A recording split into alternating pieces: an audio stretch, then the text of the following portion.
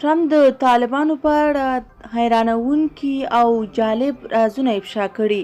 دا چې څنګه طالبان له امریکا څخه پیسې اخلي، دلته یې ټول حال کتلی شئ. درنو لیدونکو سلام، وخت مو نیکمرغه. ولسمشر ټرمپ طالبان به هم افغانستان کې زموږ له شتونه ګټه اخلي. د امریکا ولسمشر ډونالډ ټرمپ په یو کمسار ادعا کې ویلي طالبان په افغانستان کې د امریکا پوځیانو د شتون په اړه ګډوډ پیغام ورکوي. ولسمشر ټرمپ په خپل ټویټ کې د ډالرو سمبول کارولو سره ویلي طالبان افغانستان کې د امریکا له شتونه ګټه اخلي.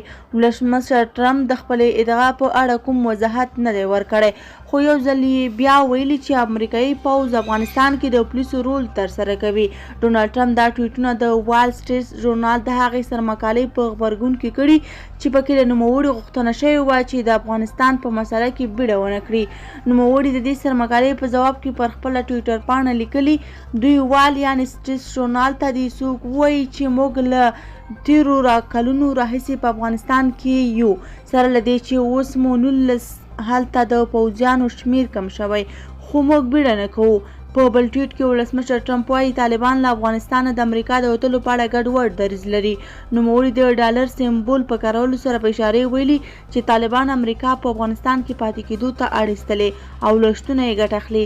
د امریکا ولسمشر همدارس وایي له لومړیو کلونو پرته په دې نوره موده کې امریکا افغانستان کې د بریا لپاره جګړه نه ده کړې.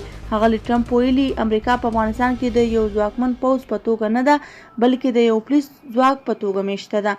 امریکایي ولسمشر ډیر ځله په دې تورن شوی چې بې بنسټه ادعاوې کوي او یا هم د خپلو خبرو یا تورونو په اړه وضاحت نه ورکوي. له دې ټویټونو څرګنده نه ده چې ښاغلي ټرمپ هدف څه دی او طالبان څه ډول په افغانستان کې د امریکا له شتونه ګټه اخلي. وسلوالو طالبانو تر دې دمه د ولسمشر ټرمپ وروستیو څرګندونو په اړه څه نه دي ویلي، خو تیر کې دې ډلې ټینګار کړی چې له افغانستانه د ټولو بهرنیو ځواکونو وتل غواړي. امریکا او طالبانو په تیره فبروري میاشت کې په دوحه کې خپلمنځي تړون لاسلیک کړی و. د دې تړون له مخې طالبان نور په افغانستان کې پر میشت امریکایي پوځیانو او اهدافو بریدونه نه کوي، خو افغان حکومت وایي د دې تړون لاسلیک کېدو راهیسې طالبانو پر افغان ځواکونو او حکومتي ادارو خپل بریدونه ډېر کړي. د همدې ډېرېدونکو بریدونو په ځواب کې افغان ولسمشر محمد اشرف غني تېره اونۍ اعلان وکړ چې افغان ځواکونه نور له دفاعي حالاتو وځي او دښمن پر ضد تعرضي عملیات پیل کړي. زموږ ویډیو همدومره وه. که مو ویډیو خوښ شوی وي ویډیو لایک او چینل سبسکرایب کړئ. له توجه څخه مو نړۍ مننه. تر بیا ښې چارې.